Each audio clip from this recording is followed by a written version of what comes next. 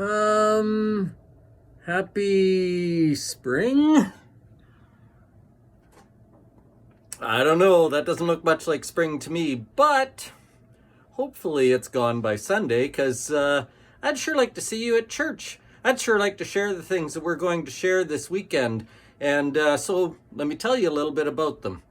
In our Bible study, we're going to start our new series on 1 Samuel, and so I'm looking forward to that. 1 Samuel has all kinds of really cool stories in it.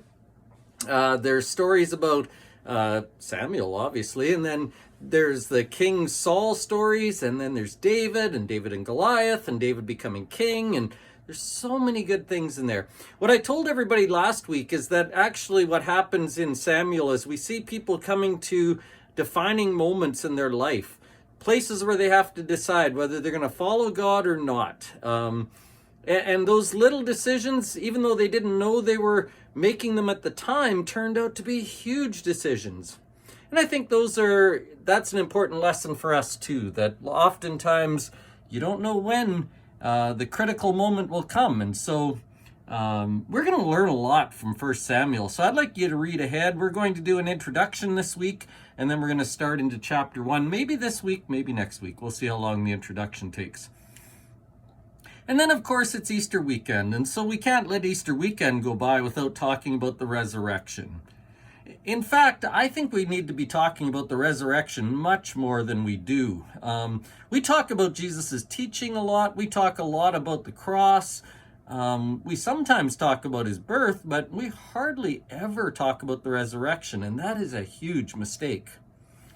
In fact, I think we not only need to be talking about the resurrection more often at church, I think we need to be living the resurrection each and every single day. I think the resurrection brings us blessings that you will not find in any other place. The sermon this week is called Resurrection Hope Every Day. I'm going to try and show you how the resurrection gives us something that we need that will help us to live for God every single day. And we are missing something huge when we don't think about the resurrection.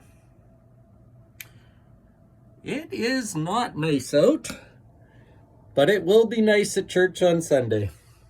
We will have fun. We're still having lunch, by the way. I know lots of people are traveling this weekend or planning to, so we may not have a lot of people there, but we will have some visitors likely. So if you're staying for lunch, please bring enough for your family and a bunch of others, just in case we do have some visitors, and we can invite them to stay and get to know them too. Looking forward to Sunday. See you there.